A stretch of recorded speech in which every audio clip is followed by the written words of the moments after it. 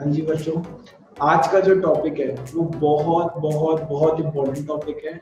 आज हम लोग सीखेंगे स्क्वायर रूट्स क्या होते हैं, फिर कैसे स्क्वायर रूट निकालने के क्या क्या अलग मेथड्स हैं, that is repeated subtraction, prime factorization and division method. सिर्फ हमें मेथड्स को नहीं समझना, हमें ये भी समझना है कि कौन सा मेथड कहाँ पे लगाया जाएगा और कौन सा मेथड हर जगह पे लग सकता है और किस मेथड के क्या एडवांटेजेस डिसएडवांटेजेस। तो before you move on to the methods, पहले हम लोग को ये सीखना है कि स्क्वायर रूट होता क्या है। तो देखो ध्यान दो आप लोग, स्क्वायर रूट्स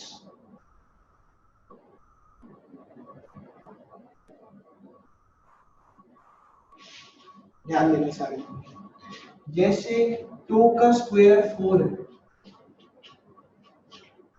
इसका मतलब 4 का स्क्वायर रूट 2, मतलब square of m, square of m is n। इसका मतलब होता है कि m का स्क्वायर n के बराबर है। तो this can be written as, अगर m का स्क्वायर n है तो m अंडर रूट n के बराबर है। जब भी स्क्वायर हटता है तो उसमें रूट लग जाता है, ये रूट का सिंबल। तो यानी कि square root of n, square root of n is n। जैसे स्क्वायर ऑफ 2, 2 का स्क्वायर इज 4, तो स्क्वायर रूट ऑफ 4, 4 का जो स्क्वायर रूट है वो 2 है। ऐसे ही अंडर रूट 9 क्या होएगा, 3 होएगा। क्यों? क्योंकि 3 का स्क्वायर 9 होता है, तो 9 का रूट 3 दे देगा। रूट 16 क्या होएगा, 4 होएगा। क्यों? क्योंकि 4 का स्क्वायर 16 दे देता है। तो ऐसे ही, तो अगर m का स्क्वायर n है, यानी कि n एक स्क्वायर नंबर है, तो under root of square number वही ओरिजिनल नंबर हमें मिल जाएगा वापस, दैट इज n। अब स्क्वायर रूट निकालते कैसे हैं, तो उसके मेथड्स हम लोग सीखते हैं। तो देखो 3 मेथड है स्क्वायर रूट निकालने के। आज हम 2 ही मेथड करेंगे इस चैप्टर के, अभी इस लेक्चर के अंदर, रिपीटेड सब्ट्रैक्शन और प्राइम फैक्टराइजेशन। 3 मेथड होते हैं, ध्यान से समझना sir. First is repeated subtraction.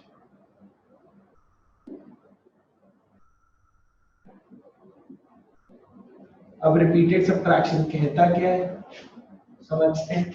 जैसे मान लो आपको बोल देगा find square root of 25 using repeated subtraction.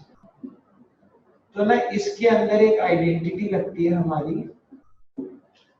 हमने पढ़ा था कि sum of first n odd positive integers is the square of n। जैसे पहले 2 ऑड पॉजिटिव इंटीजर का सम 2 के स्क्वायर के बराबर, पहले 3 ऑड पॉजिटिव इंटीजर्स का सम 3 के स्क्वायर के बराबर, 5 + 3 + 1 8 + 1 9 9 3 का स्क्वायर होता है। पहले 4 ऑड पॉजिटिव इंटीजर्स का सम 4 के स्क्वायर के बराबर।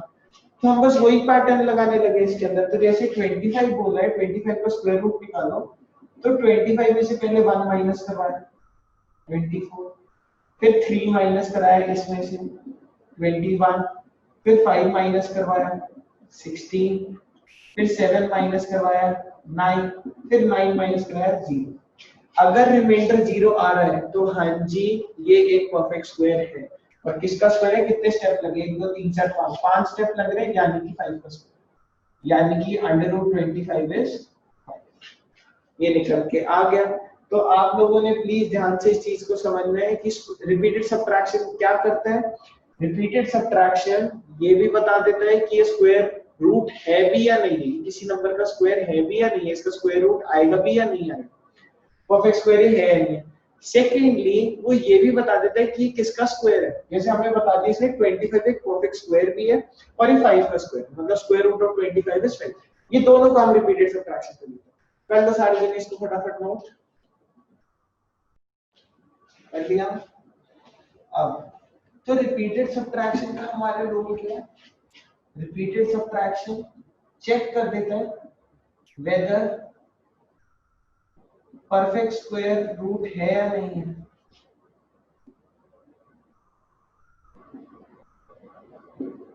एग्जिस्ट कर रहा है नहीं कर रहा, एक तो ये बता देते हैं। सेकेंडली फाइंड भी कर देते हैं स्क्वायर रूट,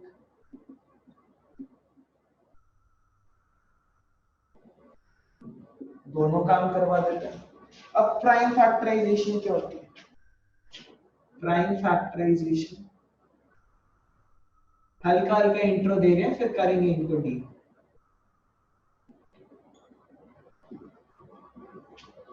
प्राइम फैक्टराइजेशन के अंदर क्या होता है, आपको कोई भी नंबर दे दिया मैंने, मान लो 100 दे दिया, आपको चेक करना है कि 100 का रूट एग्जिस्ट करता है या नहीं करता। तो आप क्या करोगे, 100 की पहले प्राइम फैक्टराइजेशन करोगे, कर दी आपने 100 की प्राइम फैक्टराइजेशन, तो under root 100 under root 2 into 2 into 5 into 5, हर दो के पेयर में से एक नंबर बाहर निकालो, एक 2 बाहर एक 5 बाहर, अंदर कुछ नहीं बच रहा क्योंकि अंदर कोई अनपेयर्ड नंबर नहीं है। तो हाँ ये एक परफेक्ट स्क्वायर है, और ये किसका परफेक्ट स्क्वायर है, ये 10, मतलब स्क्वायर रूट ऑफ 100 इज 10। तो ये भी ये दोनों काम कर देते हैं, ये चेक भी कर देगा परफेक्ट स्क्वायर था या नहीं था। अगर अंदर कोई अनपेयर्ड नंबर बच गया, इसका मतलब ये परफेक्ट स्क्वायर नहीं था, तो इसने ये भी बता दिया। और ये किसका स्क्वायर रूट है वो भी इसने बता दिया, अगर परफेक्ट स्क्वायर है तो ये किसका स्क्वायर रूट है वो भी बता दिया। लेकिन अब कहां पे ये प्रेफर करना है, कहां पे ये प्रेफर करना है, वो समझना बहुत जरूरी है हमारे लिए। तो देखो ध्यान दो, प्राइम फैक्टराइजेशन हल्का हल्का आगे, बाकी भी क्वेश्चंस करेंगे तो और। तो ये भी ये वाला काम कर देते हैं, ये वाला काम भी कर देते हैं। बट थर्ड जो बहुत इंपॉर्टेंट चीज है, if not a perfect square, अगर जो गिवन नंबर है वो एक परफेक्ट स्क्वायर नहीं है, then by what number should it be multiplied or divided to make it a perfect square?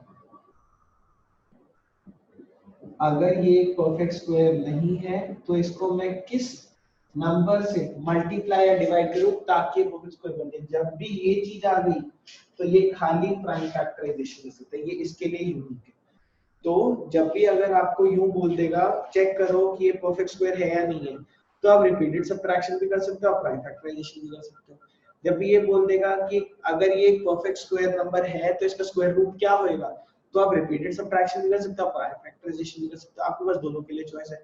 लेकिन अगर उसने ये बोल दिया कि गिवन नंबर मैं बता रहा हूँ कि ये परफेक्ट स्क्वायर नहीं है, या पहले चेक करें परफेक्ट स्क्वायर है या नहीं है, अगर नहीं है तो किससे मल्टीप्लाई डिवाइड करो ताकि एक परफेक्ट स्क्वायर बन जाए, वहां पे खाली और खाली सिर्फ प्राइम फैक्टराइजेशन करी जा सकती है, सिर्फ प्राइम फैक्टराइजेशन। अब एक चीज और देखो, इसके अंदर क्या होता है, हमें इतना पता है कि जितनी बार माइनस हो रहा है उतने स्टेप्स का आंसर है। अगर आपको क्वेश्चन में दे दिया उसने 2500, मैं आपको बता रहा हूँ 2550 का स्क्वायर रूट हो, तो रिपीटेड सब्ट्रैक्शन अगर आप करने लगे तो भाई 50 स्टेप हो जाएंगे, 50 बार करते रहोगे करते रहोगे करते रहोगे, तो पेपर में एक ही क्वेश्चन कर पाओगे आप, उसमें 2 या 3 मिल जाएंगे अगर कोई गलती ना करी। तो इसीलिए ध्यान रखना, रिपीटेड सब्ट्रैक्शन खाली तब करना है जब क्वेश्चन ने बोला हो रिपीटेड सब्ट्रैक्शन यूज करना है। क्यों? क्योंकि it is very lengthy also, अगर बड़ा नंबर का आ जाए तो बहुत लंबा हो जाएगा।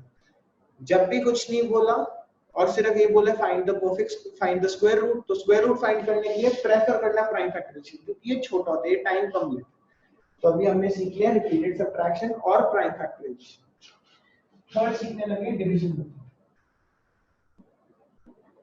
इसका मैं अभी कुछ नहीं करवा रहा, क्वेश्चंस भी नहीं करवा रहा आपको, बस ये बता रहा हूं डिवीजन मेथड लगता है, इस पे एक प्रॉपर लेक्चर बनेगा अलग से। तो डिवीजन मेथड ये भी बता देता है कि एक परफेक्ट स्क्वायर नंबर है या नहीं है, अगर परफेक्ट स्क्वायर है तो उसका रूट क्या होगा वो भी बता देता है। लेकिन इसकी अपनी स्पेशलिटी है, स्पेशलिटी क्या कहती है, if not a perfect square, not a perfect square, then what number should be added or subtracted to make it a perfect square, to make it a perfect square।